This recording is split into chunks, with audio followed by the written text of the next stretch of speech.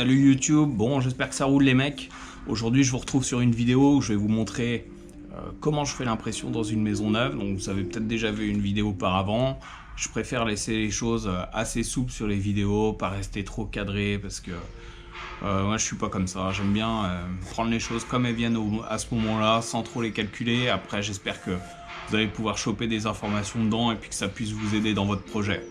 Alors merci à tous de suivre cette vidéo puisque maintenant bon je sens que les gens ils commencent à un petit peu interagir et je trouve ça sympa. Moi j'aime bien faire ces vidéos là en tout cas. Et puis si ça vous plaît aussi de les regarder, merci beaucoup et puis n'hésitez pas à vous laisser des commentaires, des likes, vous êtes le bienvenu et puis si éventuellement on peut faire évoluer ça d'une certaine manière ou soit peut-être plus interactive ou s'il y a des choses sur lesquelles vous souhaitez voir plus de trucs, et ben c'est avec grand plaisir, je ferai des topics dessus, il n'y a pas de problème.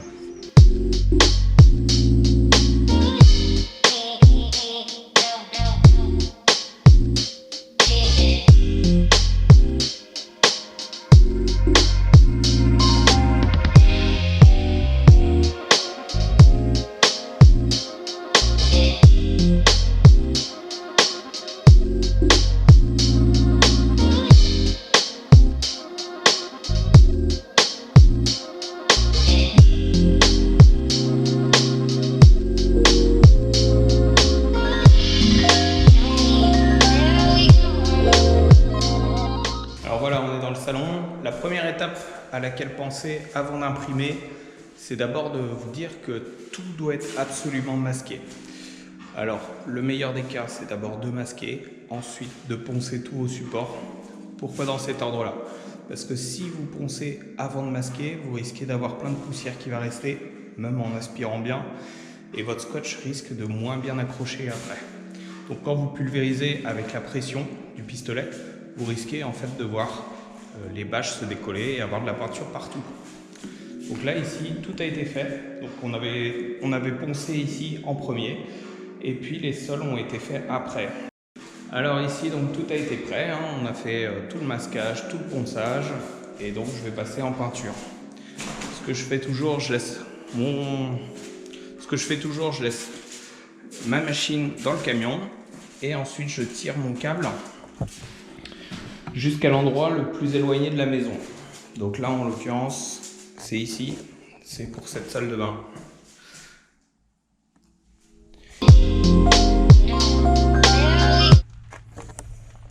Jusqu'à la bécane donc. Il me reste plus qu'à charger tous mes fûts dans la trémie. Une fois que ça c'est bon, je commence à amorcer mon pistolet et puis à ce moment là je vais commencer à pistoler donc la pièce qui est tout dans le fond et revenir donc jusqu'ici jusqu'à ce que j'ai terminé.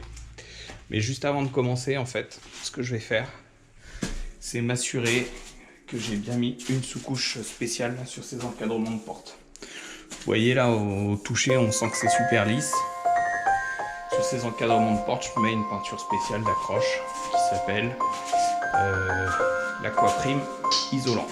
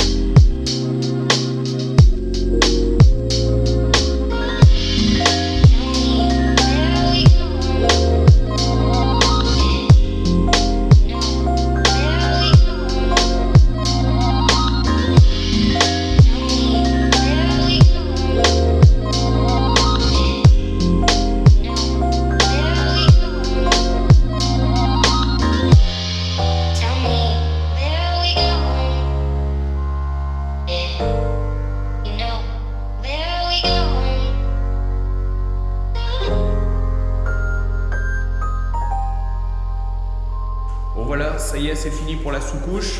Donc je suis resté quelques heures ici. Demain, je vais attaquer mes retouches. Et puis vendredi, ce sera coup de pistole de la finale. Je vous montre un petit peu ce que ça donne. Là, on a la chambre. La salle de bain.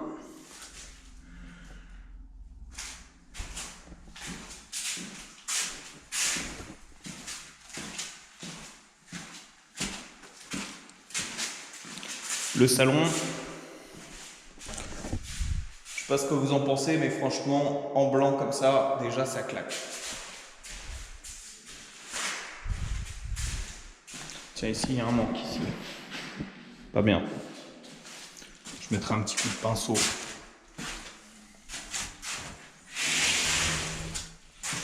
Salle de bain.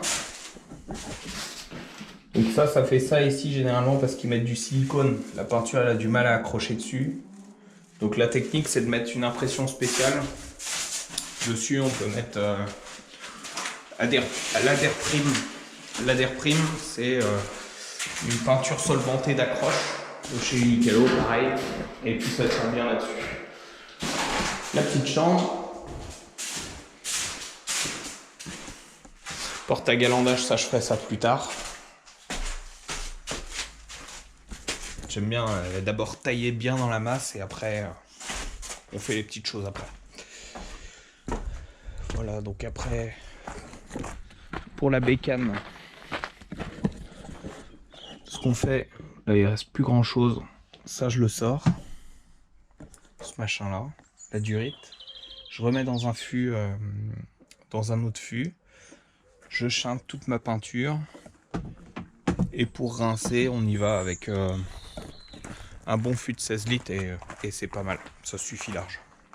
Ça y est, j'arrive à la fin de la vidéo. Je vous remercie de l'avoir regardé. Laissez-moi un maximum de likes et de commentaires. Et je vous retrouve une prochaine fois. Salut!